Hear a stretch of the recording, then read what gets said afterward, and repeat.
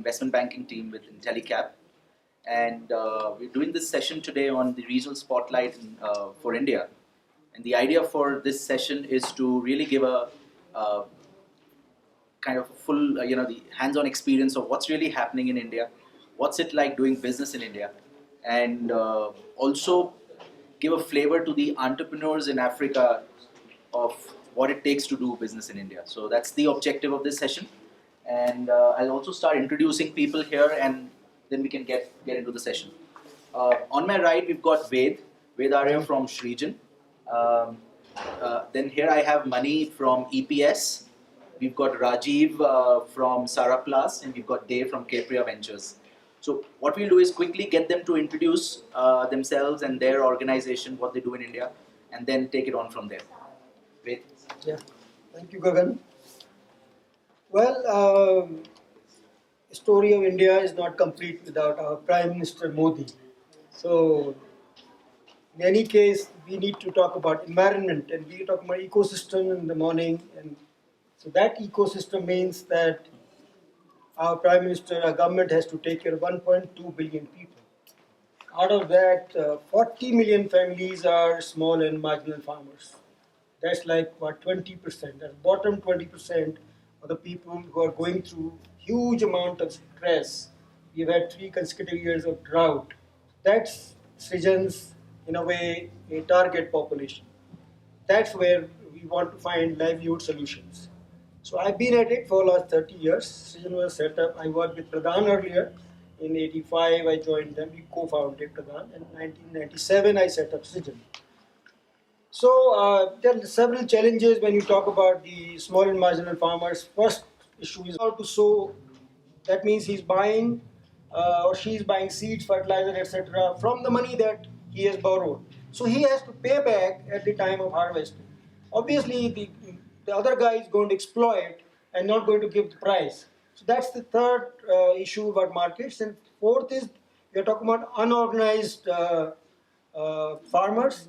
And we find that whether this is Modi's government or Sonia Gandhi's government, we have not seen any investment in agriculture for last almost 12 years now. So as a result, 56% of our population in rural areas is contributing only 14% of the GDP that in the entire nation. That means nobody cares. They are just contributing 14% or 16%, whatever, it's very low. So agriculture is not on the radar screen. It's growing at 2% rate of growth in the country. So what has Srijan done? We have said, okay, we should create livelihood clusters. We should take crops and commodities that are cash more than what they will grow for their consumption, like wheat or rice or maize or millets. We have picked up milk, we have picked up soybean, we have picked up pomegranate fruit of the order of $500,000 to $1.5 million. Of course, our partners are government, our partners are private sector. Bunge invested in the soya value chain, and the government of Rajasthan, Madhya Pradesh, several governments have invested in building the assets for the families in buying subsidized cows and buffaloes and in setting up the value chain infrastructure like chilling plant and so on. So these clusters now are flourishing. They are set up as companies. Our milk company has a turnover of $1 million a year, $500,000 for the soya company. Similar order is going to come in the other value chains. So it's been a fantastic journey. Of course, there are a lot of challenges. A bunch of different areas we invest in, and we are based in Bangalore. And you're also making investments in Africa? Yes, so we just started an initiative to making investments in Africa with a different strategy. Rather than doing direct investments into operating businesses, we are providing venture capital funding to new fund managers who are launching new funds in Africa that are trying to bring new funding businesses to this seed stage or early stage businesses in Africa. So we're actively looking for managers across Africa. Yeah, I represent the company and financial institutions for delivering their services to the customers. So we don't directly deal with customers, but I think we enable customers to use the infrastructure that has been created by us, EPS as an organization, whether it is ATM, point of sale, mobile money, digitization, card issuance, reconciliations, dispute resolutions, anything to do with the payments environment. We take care of the entire basic system value chain. And banks are our customers, financial institutions are customers who possibly require their customers to use our ATM, our infrastructure, and for every transaction that we basically, it's happening on our infrastructure, we get paid, which possibly is a very new initiative which doesn't normally happen in other parts of the world.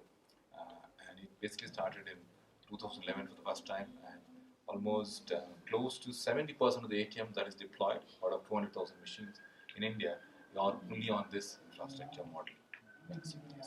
Right. And how long have you been in the business? Uh, Less than 5 years, now 4+ years. Yes. We just did. Okay, the question I you possibly was trying to ask me. We did very well from whatever we are. We started in 2011, late 2000, September 11, and we closed about close to $20 million last year. So that was great growth. Rajiv? We are based in Pune, which is about 180 kilometers from Mumbai. We are in the sanitation business. I like to call it the shit business, and we provide sanitation solutions from about 6 states in India, where we provide from portable toilets, where we started with portable toilets, fixed toilets. We do fecal sludge management, and we do a host of other things which are related to the shit industry. And we're trying to create a formal, organized sector, which in India right now, as you all know, that after the big flip that has been given by Prime Minister Narendra Modi, sanitation and the Swachh Bharat Abhiyan has really picked up, and we're at this stage where we probably couldn't have had it better. There's a lot of awareness that's being built up, and our company has grown since we got our first investment in 2009 from Avishkar. We've grown from a 2.5 crore turnover to almost like close to a 30 crore turnover, which we are expecting to close by March. I think the industry is changing. People are having a much different opinion about sanitation, and the awareness building is helping us.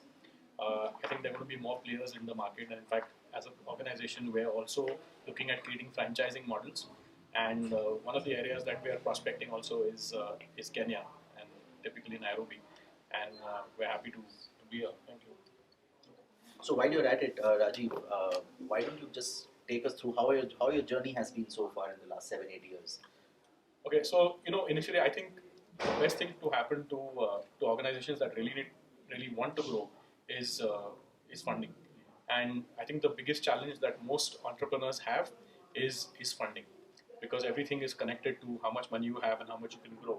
So we were challenged with the same situation, and we didn't have enough money coming in.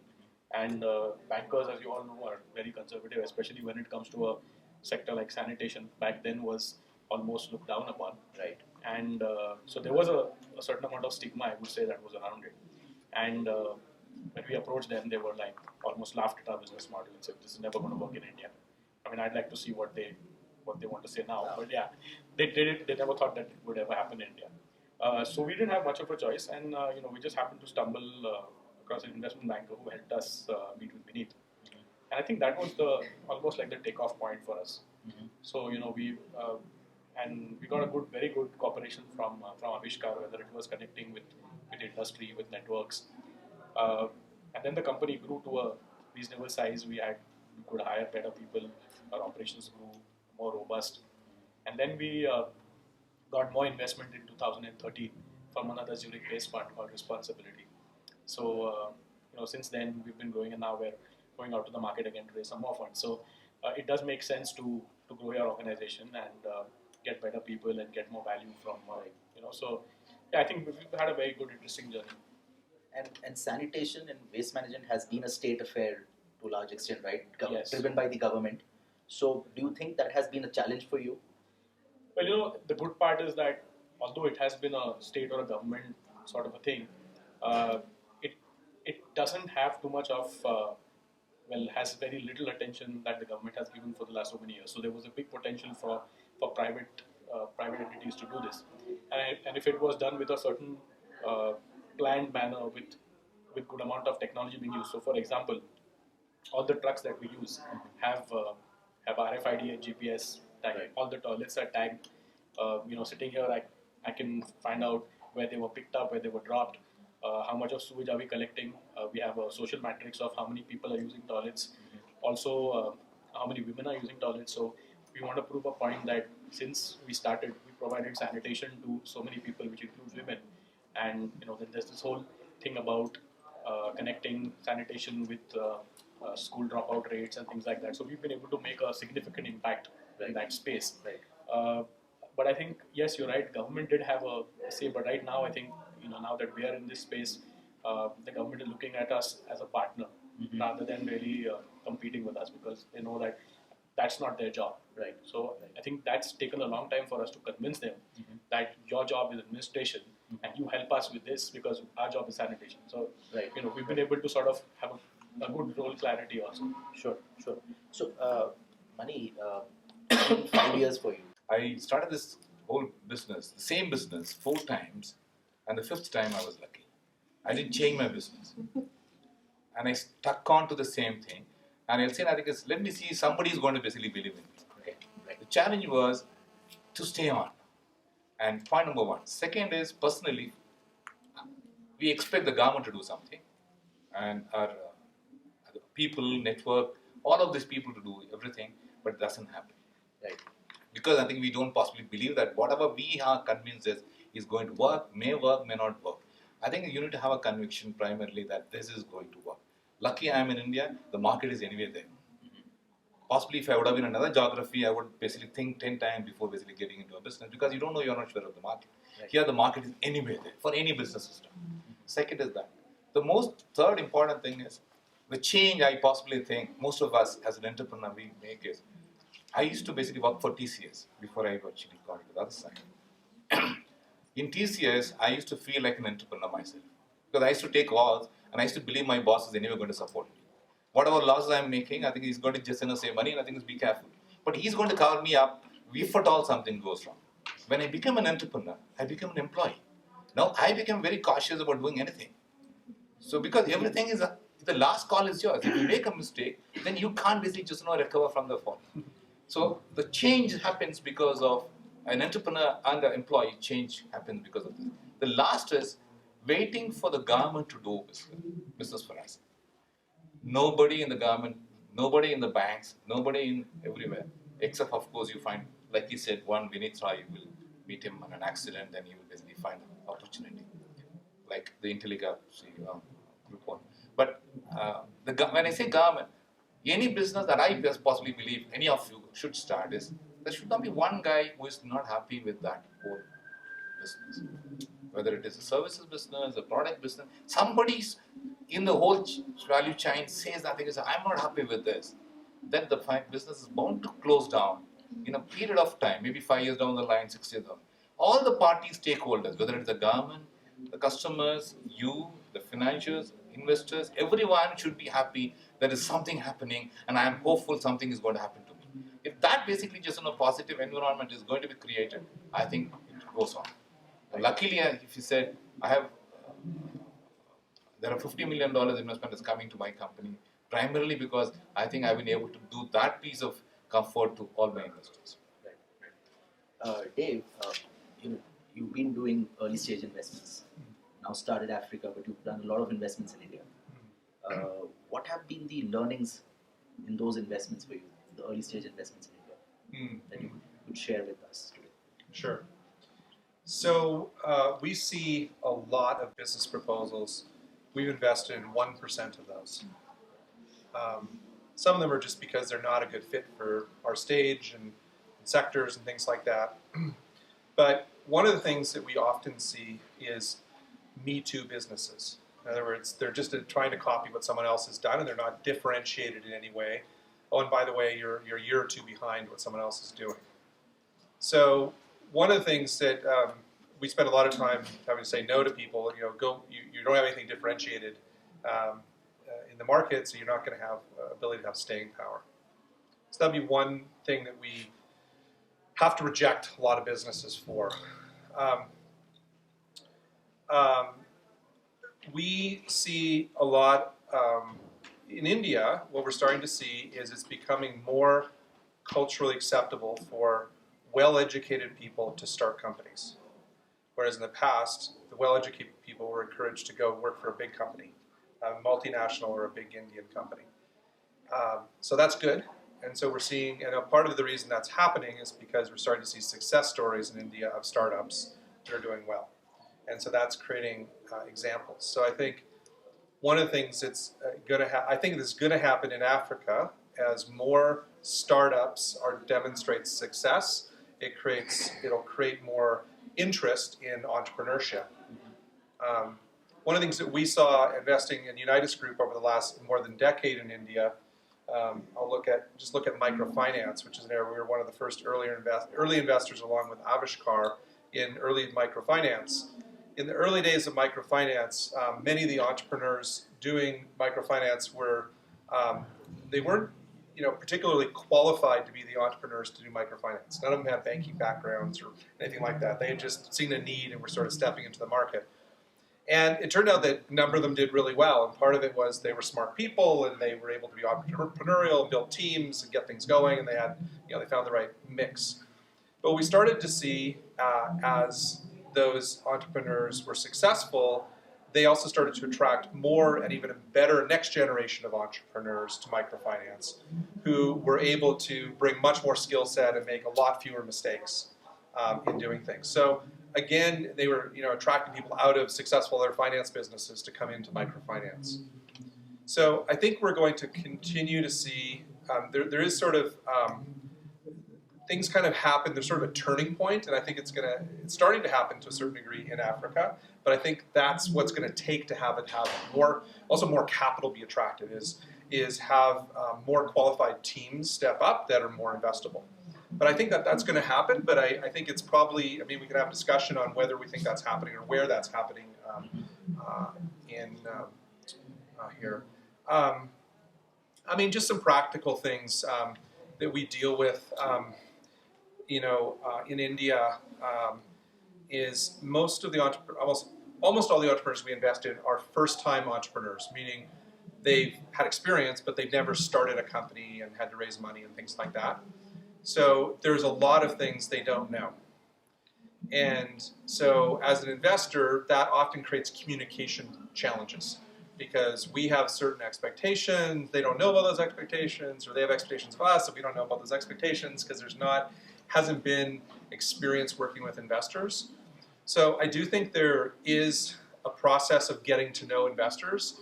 And one of the things that we encourage entrepreneurs to do is try and find other people who have raised money from investors and worked with investors to get some tips so that you can kind of get your expectations set better on how to work with an investor. Right.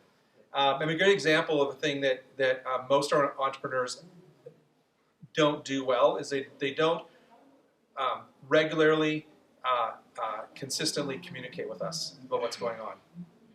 And if you're an investor, that usually makes you feel something bad is probably going on, or not. It's not happening as well. It might not be true, but when you don't know, that's what you jump to. So I think that's just a good example of a thing that people bump into. I'll just throw out a few more examples.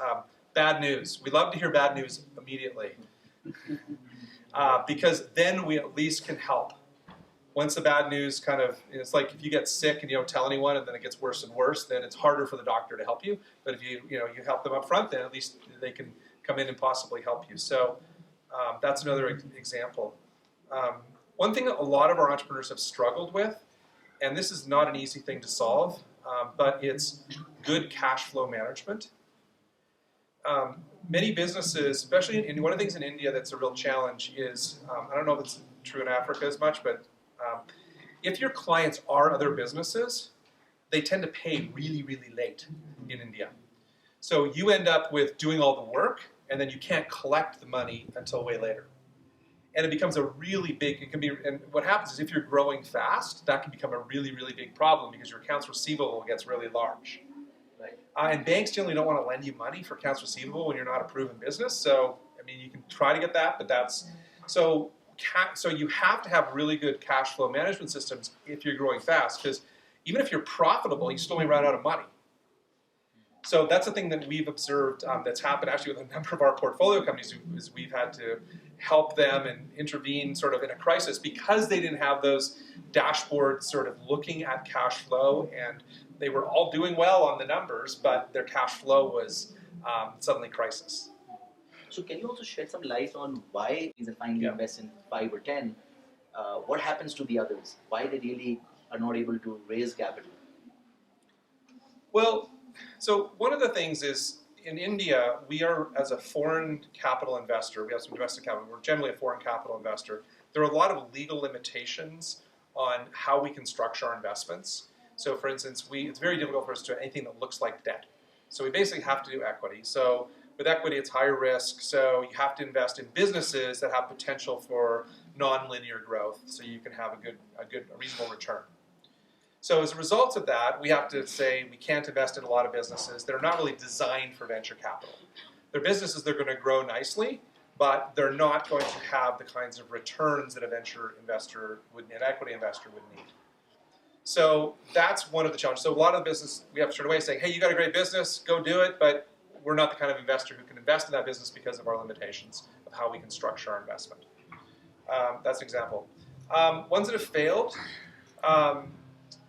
you know, unfortunately in India, there's a bit of an attitude, at least with some entrepreneurs, that once they have the money from the investors, they really don't need to talk to the investors and they can spend it as fast as they want.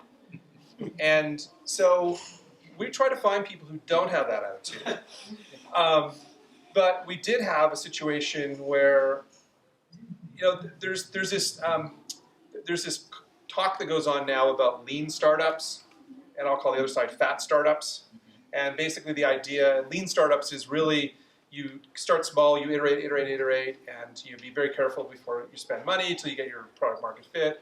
Fat startups are, you know, it's a big problem thing. We think we got it figured out, so we're going to invest a lot, even though we're going to lose a lot more money quickly.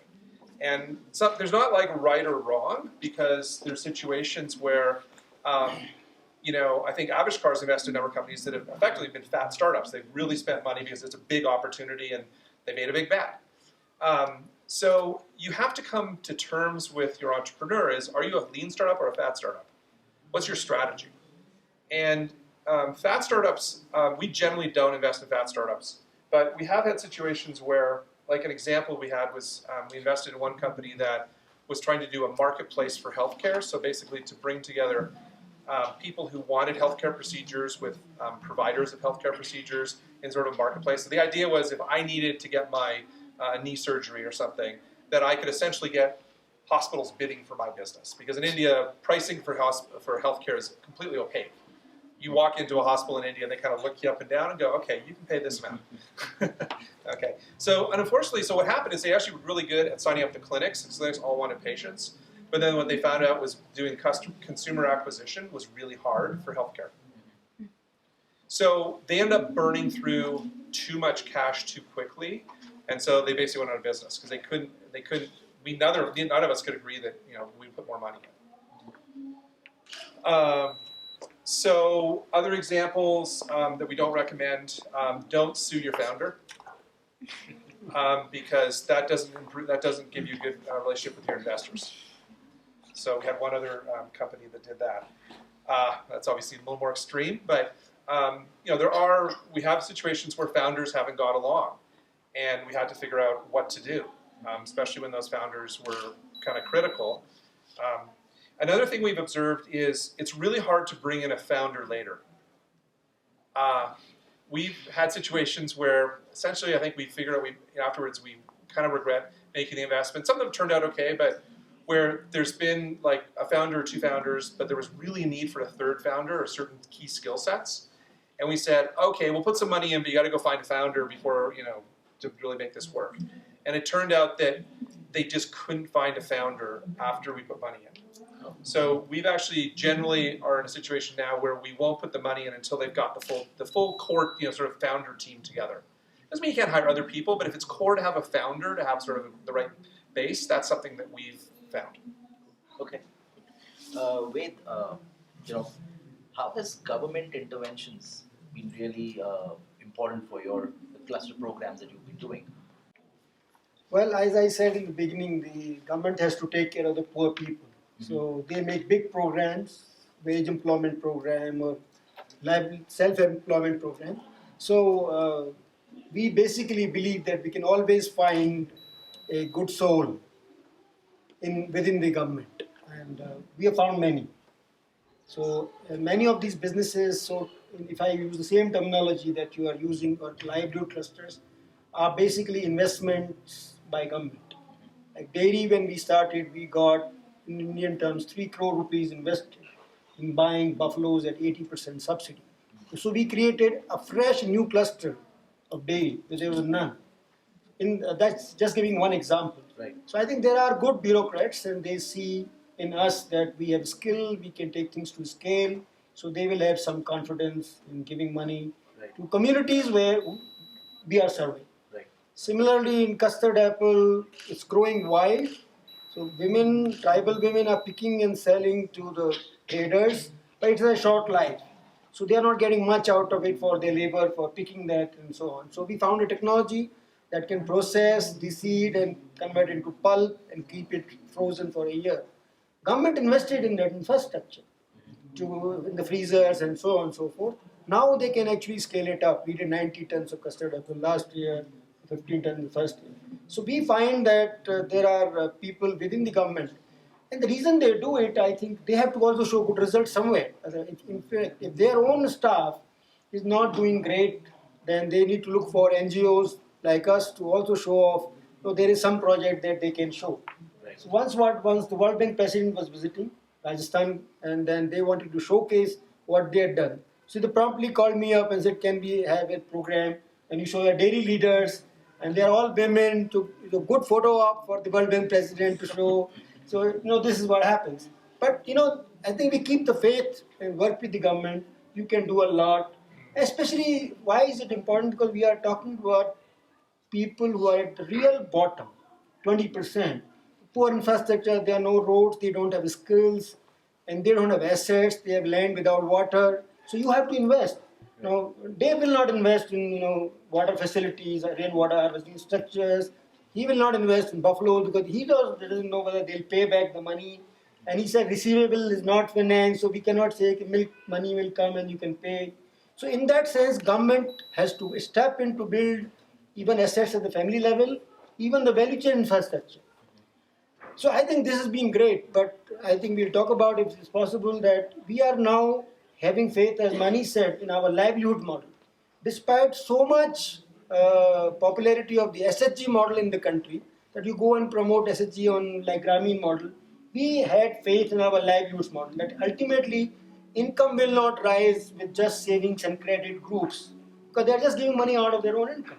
So we kept faith with that. So not only the governments are inviting us. Yesterday we got an invitation from Assam government to do dairy there. We are also getting invitations from the CSRs. Right. So we did Bungi, we did ITC, we did Mahindra. Now there's a mining company called Rio Tinto. So they've got a mine, they want to do a CSR, so they've heard about us. So in the sense that we have faith in the model, so we can increase incomes of the families by $1,000 a year. If we do that, half an acre of pomegranate can give you 50,000 rupees. So that kind of a solution, if you provide, I think people will come, including the government. That Sure, will come. sure.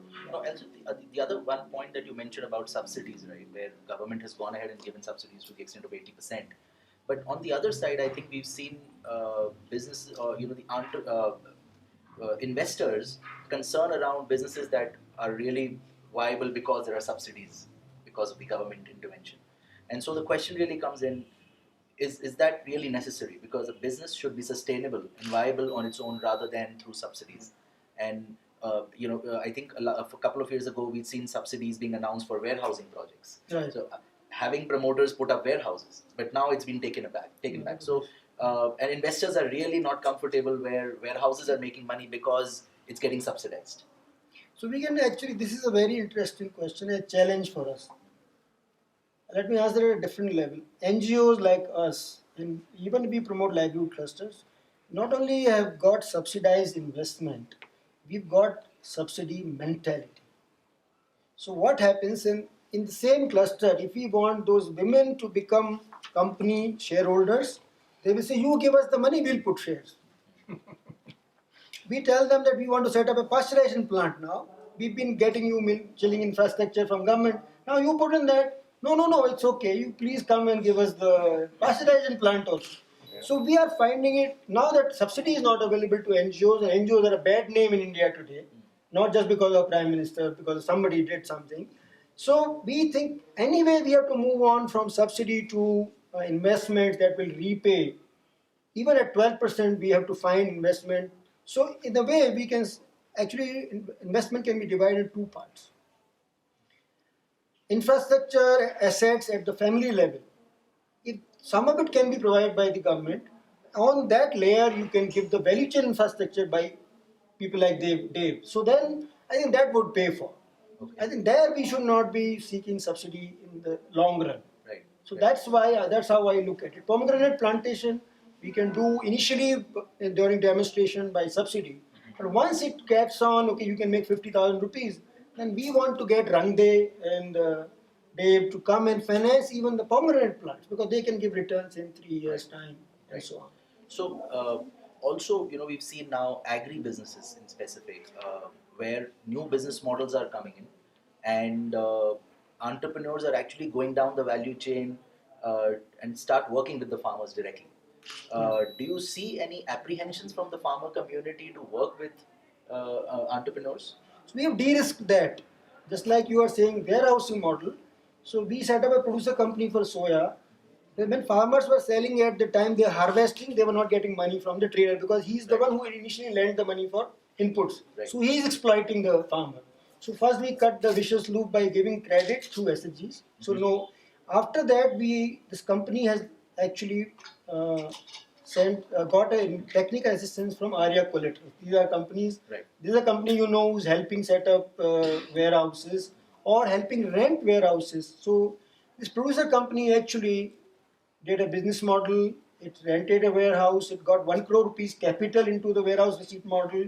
And so, in fact, by aggregating the farmers into a company, you can de-risk this exploitation thing that companies will come and actually exploit the farmers. Okay. Okay. Uh, Dave, one more question on brick and mortar investments. And now we don't see much liking for those kind of investments. So today also when we see, and especially in the case where in Africa also, that everything that is startup today is not tech enabled, right? So do you see that as a challenge? Because early stage investments has to not just stop at technology only, right? And we need Right. brick and mortar businesses as well. Right. So I think one of the reasons that foreign investors find it difficult, especially venture foreign investors in India, to do asset-heavy businesses is because of the asset class limitations to equity. It's very expensive to buy capital equipment, and invest in those kind of things with equity unless there's a very fast turnaround. They have a very interesting model with toilets where they can really flip it quickly, but most assets take time to sweat out. So we have made some investments in, for instance, a low-cost rural dental chain, and as you pointed out, there's a lot of investors who are looking for no bricks and mortar in things. So I think it's a structural issue in India because of not being able to bring debt in very easily into these structures, which would be very much more helpful as a better matching of capital to investment. I think when we look at Africa, we are much more flexible in the kinds of investing that can be done in Africa in most places. So we're seeing and we're thinking that a lot of the earlier stage capital that's going to be provided outside of pure tech, a lot of pure tech will still be focused more around equity, but the things that have a little more capital association with will be using other kinds of structure models. So whether it be things like venture debt or quasi-equity or revenue-based financing or mezzanine financing, there's a bunch of different structures that can be used that give investors an ability to invest in more capital-intensive type of businesses because they have more liquidity view to those. Also, they don't require mega exits, which are hard, especially with these kind of businesses, are harder to find. Right. So I think what the traditional venture investor will think equity only and traditional equity. The challenge with equity is you got to find an exit. So we think building in structures that have self-liquidating options, maybe with some equity kickers to them for the risk. Those are the kind of structures in Africa that we think are going to be even more feasible. Okay. Frankly speaking, whenever we start the venture guys, anybody who wants to put in money, I think is okay with it. Whatever condition terms are okay. So that's the way everybody looks at it. But once basically the first investment is done, when you want to do into growth fund, X, Y, Z, when you want to basically improve the business capability, infrastructure, your turnover, and so on and so forth, expand your business, I think then you've got to be very, very choosy about your investor. Most of us, we make a mistake of actually just not having too many investors in the foray. And within the investors, you have to play a very difficult game. And that is not the game an entrepreneur or founder should be doing 24 hours a day. So that's a very challenging. So don't have too many investors in your portfolio at all. At a given point of time, have them as minimum as possible. Then you can handle, and of course the board composition has to be equally minimum. Don't have 12 guys basically sitting on the board and everybody will pull you up. And after time, basically just you're tackling the investors, not the business. Correct. Yep. Okay, that's a very important point here. Okay. Second was most importantly, I think is he rightly in India possibly I think is you can't basically just give dates and you have to go for equity so on and so forth. Imagine I think is all of the investors who are coming to your business, they are only looking at their multiples. They are not basically your professional advisors. They are not your business advisors. And most of the entrepreneurs think of basically looking up to them for basically guidance in terms of businesses, which is absolutely wrong. That is where I think is we make a difference. And if the moment you allow them to basically give you an advice on running a business, then possibly you won't be able to run the business properly. Yeah. I go with that. So please have them as investors and you as a businessman. There are two different attitudes to this. And the very day you get them into your business, sorry, I think you're not ready. They may have another CEO running the business. They possibly would be running the same business. Why are they investing? They can come and sit as a CEO, they can kick you out. Simple as that. So I think I would possibly just look at my investors doing investment, and I have been basically just very strict on this. Last one I think is that don't get an investor because he's giving you a great valuation. Please. Great valuation means he's going to basically just also basically be the pace at which he has come into you with 4x or 5x of valuation, the pace at which he will go back also and basically just do all dirty talk about you. Don't do that. Get a guy whom you trust, and when you do a handshake, possibly you can know the investor is right. You connect, then go with him. The very day you handshake and you don't have the connect or the link with him, please never work even if he's going to give you 10x. Sorry, I think that's where from entrepreneur point of view. That is actually a good point. See, most of us look at a business in terms of actually how much we are going to create money out of it. How much money, while the investors think about 5x, 6x, we think about how much my bottom line, how much my equity, my shareholding is going to be. Please forget about all this thing. The only thing that you should, all the business, all entrepreneurs have to, you please look at your cash flow. Primarily cash flow, nothing else. One, you've got to run an enterprise which has the right cash flow. Second, most important thing is never look at the basically just bottom line. Do run a good business, which would basically sustain itself, which is what the cash flow is. And if you can run that part, any business will be sustainable. Investors will never ask you questions after that. Thank you. Thank you. Rajiv. Yeah, I think I tend to agree with money, and having too many cooks spoil the broth kind of situation does happen. We've been lucky. I can't say the same for us, but yes, it was different when we had one investor, and it's different when we have two. And yes, it does get a little difficult to talk to two people, about the same concept. And I think rightly said that your investor is your investor. He's not your partner. And many of the times you can ask. Initially it's always very, very, go about, oh, I'm going to get you this, I'm going to get you that. But eventually in the business, I think they've got so many other investments and so many other issues to deal with that you're not really priority. So as Mani said, that we need to have, we need to run our business, and this is something which probably the investment community also does realize. And if we are running our business, then we want least interference. However, that doesn't mean that we don't want to, like he said that, you don't give the MIS on time, or you just like, not giving the bad news, the good news or whatever. But I think it does make sense that if you have a drawn out schedule about the MIS to be given or whatever meetings to be happened in a very systematic manner, then things work really well. And that's what we had with Avishkar. And like literally, we never had any issues at all. So I believe that it's the way how you deal with your investor, which is extremely crucial.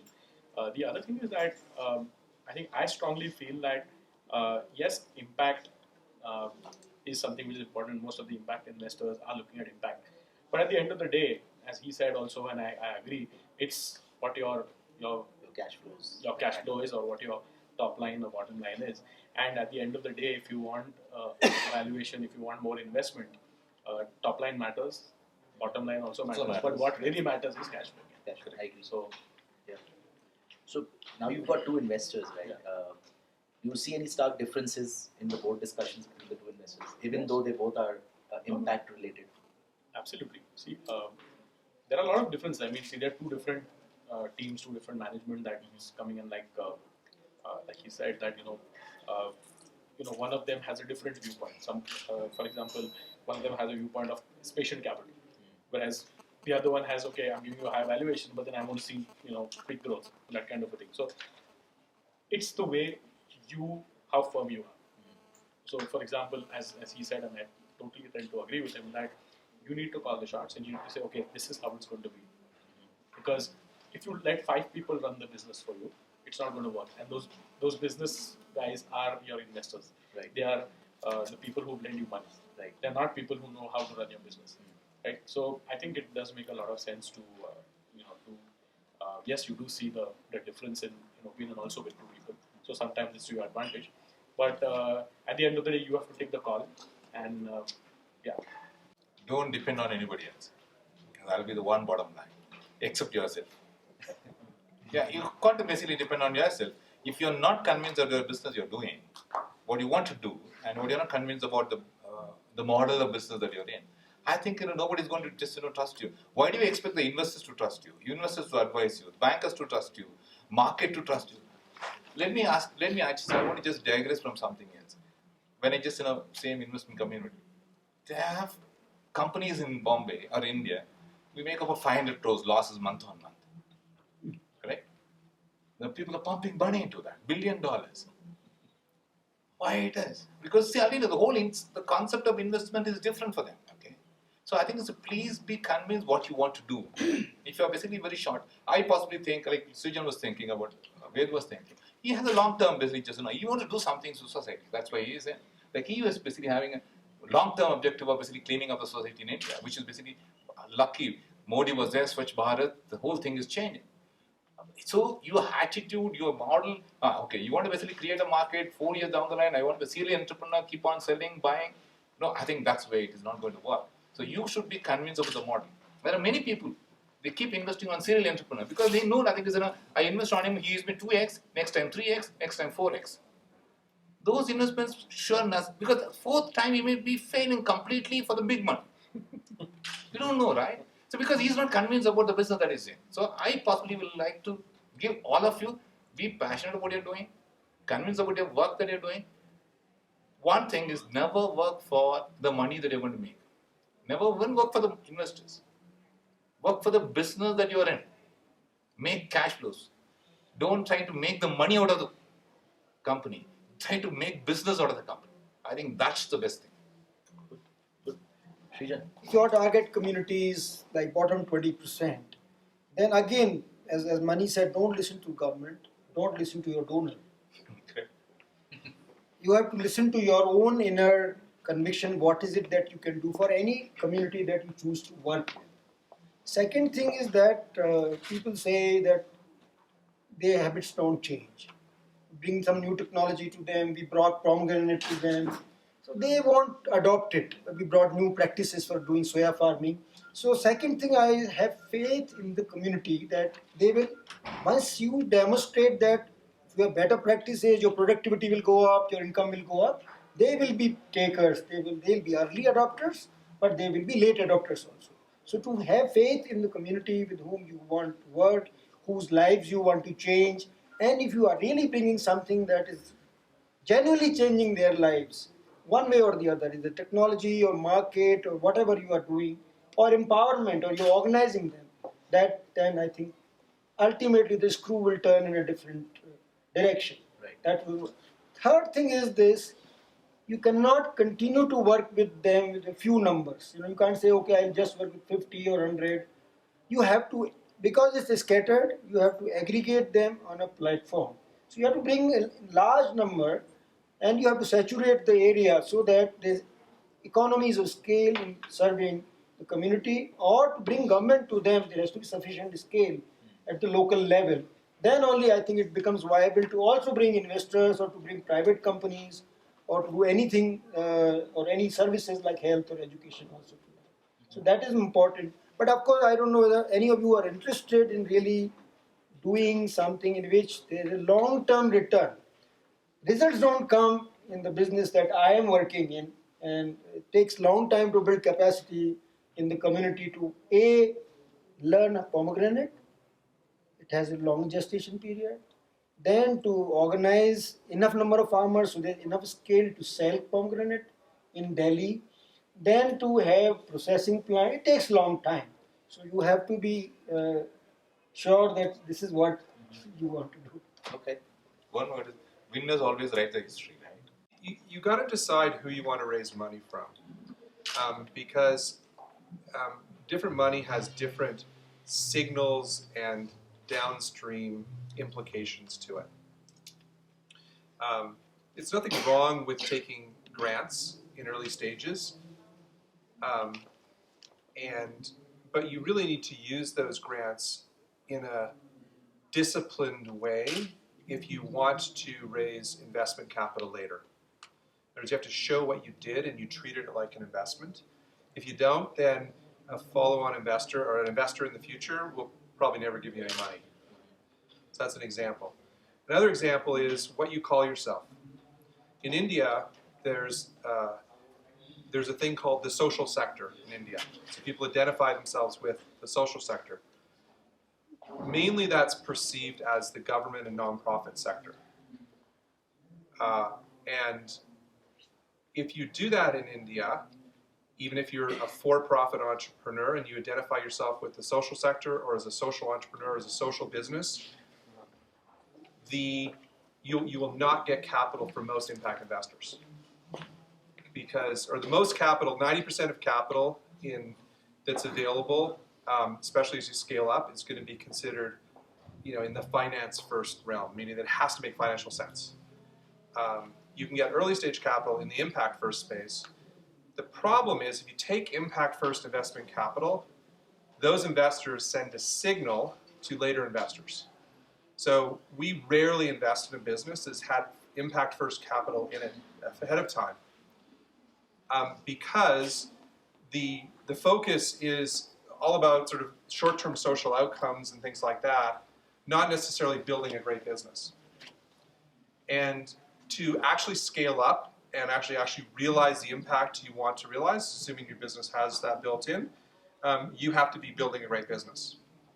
So I would ask you, you can choose to call yourself a social entrepreneur, a social business, but you will restrict who you can raise capital from. Okay. Rajiv?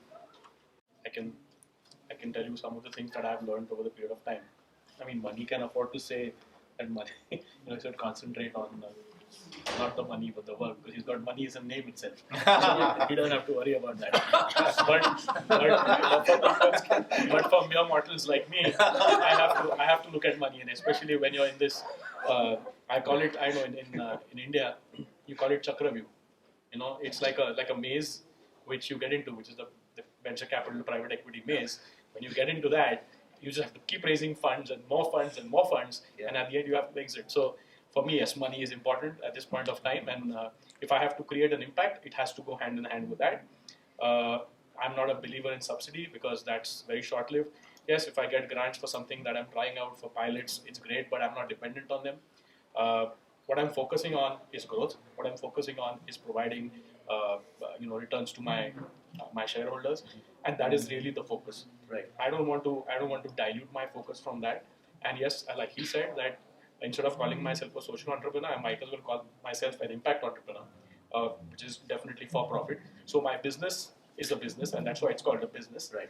And whatever I do is impacting the lives of people, right? And I get a great sense of satisfaction doing that, and that's my social side of things. Right. So we do maintain metrics and all that, but yes, at the end of the day, we have to be profitable, and we've always been profitable. Good. Good. On the impact side, if you guys have come across any tension between the demands that impact investors are asking from you to prove the impact of your business, maybe in a different way than you choose to measure it. I don't know if you guys have come across any of that. Can I? Yeah. So one of the things I think is yes, it's important to to have that difference. For me, I think I don't know, but I'm very sure that investors and companies that get invested in, there is a especially in the impact space, there is a social matrix that you need to maintain, which normally people do maintain. But your second question was about The cultural difference. the cultural difference.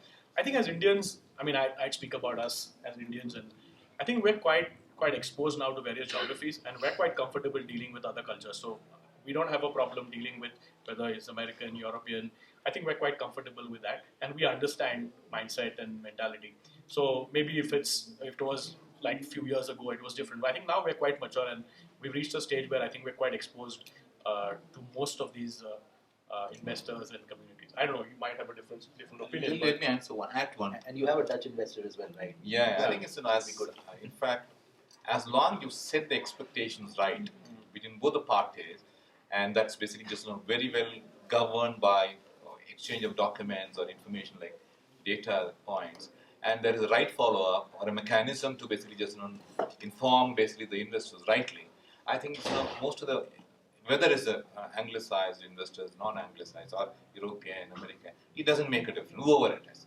So I think you have to set the expectations right, and the information exchange between the institution and the investors has to be right. Next week it will be awkward. So which is where they make a mistake. Yeah. Which is actually they make a mistake. It's universal. universal. So I think my experience was in India. So I think that's where we make a mistake. So I think in the process, in fact, we've learned from our foreign investors. So I think we've become a lot more professional. With we had an investment from a Swiss company, we've become a lot more professional because for them time is extremely important. I think we all need to realize. I think two things that I like to say in India is like we need to get more disciplined about time specifically. time, And we need to sort of get more concerned about Indianness, which is also extremely important. Right. And then you said, oh, investors are investors, you should not be running your business. So my question is, we often hear that entrepreneurs are fighting for the same source of capital, but investors are also fighting and they need to differentiate themselves. So I often ask the investors, so what's the added value? Apart from the money, what else do I get? And from what you hear, or from what you say, I hear that they don't bring anything apart from the money. Is that true? okay, I think it's maybe wrongly taken. They bring in I think let me tell you. I think it's my personal experience. What has happened was, when I walked into Avishkar's office, 80 square foot area, three of us sitting at the table. I was not even convinced that I'm going to get the money, and I was prepared that I'm going to get the money. And 30 minutes down the line, when he said, "Money, I think I'm investing," I still didn't believe that he's going to invest. The point is, I think is I am an entrepreneur. I have a business case. I'm convinced about it. He is an investor. He is looking at an entrepreneur whom he has to be convinced that he is going to create a value for him. So we have a different mindset altogether. So I can't convince him, or he's not going to convince me. It's not the battle there. The battle is am I convinced with my business where I'm going to create value? And he should be convinced, I'm putting the money in the right place. If he doesn't want, tomorrow he may walk out. I think I look at basically just my organization is my organization. Like basically what even he was saying, Raji was saying, in the longer run, it's my family. For him, it's basically one of the priorities of basically just various investments that he made. This he may fail, he's not even bothered about it. He look at basically making the money on the other investment. For me, this fails, I'm gone. Correct. Now, who is bothered about this company more? It's me. Which is the point I actually make. But then what's the added value? Apart from the capital, that's what I want to hear. So Vinod Khosla, who's a well-known Indian American investor, has famously said that 90% of the advice that investors give to entrepreneurs is bad advice. Exactly. I don't actually think that's, I mean, I was going to say, which of his 9 people in his organization, is he talking about? But, so I think as an investor, you have to figure out the ways you want to interact with your companies. And you have to set expectations clearly with them as to where you're going to interact and not. There's clearly a governance role that investors expect to, at least some of your investors are going to expect to have on your business, and ability to veto certain kinds of major decisions, like selling more shares probably without their, things like that. There's things you have to negotiate. So there's things, there's things like that. And then it comes down to what are the things that investors, and each investor can bring possibly other things to the table. And you have to decide. So we've made a decision that we're going to focus on just a few areas, and when our company needs help in other areas and they ask for help, we try to bring in other people to help them. Okay, so if they need a lawyer, they need an accountant, they need a marketing person, they need a recruiter, we've found firms that do a good job of finding those kind of people for them. So that's one value add we can have, is we can recommend to them, so or some resources to bring in to help you. So that's an example of one thing we do. Another thing we do is we help them strategize about there is this treadmill that you get on as a fast growth business that you run out of capital and you're going to need more capital. So we help them through their process of figuring out what progress they need to make in a certain period of time that will make them ready for an investor. And we give counsel and feedback, but it's actually their plan. And then the other thing that we do is we try to help when they need to raise capital to help them prepare their pitch. So we can be the first sort of guinea pig for the pitch, and we can give feedback on that, and also suggest investors and make introductions where we have them to other investors. So that's an example of a focused set of things that we try to do as an investor. But we try to invest in, and we target to invest in, what we call entrepreneurs who are self-reliant. What this means is that they basically run the show, but when they need help, they know how to ask for it. They're not overly confident that they're not willing to ask for help, but they're generally able to get stuff done, and when they need help, they ask for it. And that's a quality we think is very important in an entrepreneur. So follow-on question to that, Dave. I'm sure at some point Avishkar and then FMO and then APIS, all these investors, apart from putting in money, would have also promised certain kind of value adds. That we can do this, we can add value here, there. Has that been fulfilled?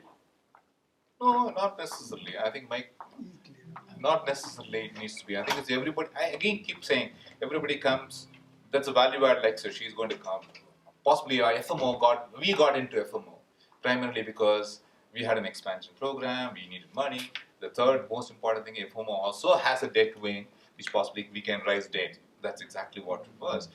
Because I think it's a highly capital intensive thing. I had a borrowing already of some 100 crores of money, $20 million from the banks as a debt. So I had a problem basically just not having an equity debt ratio properly. So I need to basically raise my equity. So possibly I thought I must have low cost funds from FMO debit wing, which I thought possibly didn't come. So I think it's not every expectations are fulfilled. But I think it's very important to have a right investor who possibly can get you through the problems of, okay, you have, one of the things I said was, I want to raise debt of basically 100 crores. My debt equity ratio was not, my CRISIL CAR rating is bad, so nobody's willing to fund me. Even if they want to fund me, they want to fund me at 17-18%, then one of the things I could go is, can you guys raise my equity to somebody, FMO and Avishkar, basically just so that I can top it up, I can maintain the debt equity ratio so that I can go back and borrow good money. I think that's where it again comes from the entrepreneur, not from the board, not from the investors. The guy who's having a appetite or hunger is me, right? It is not the investors who want to invest in me. It is me who want to run the show, so I have to seek investment. And you need to have right investor to basically come into the organization. So you need to have a right approach to everything.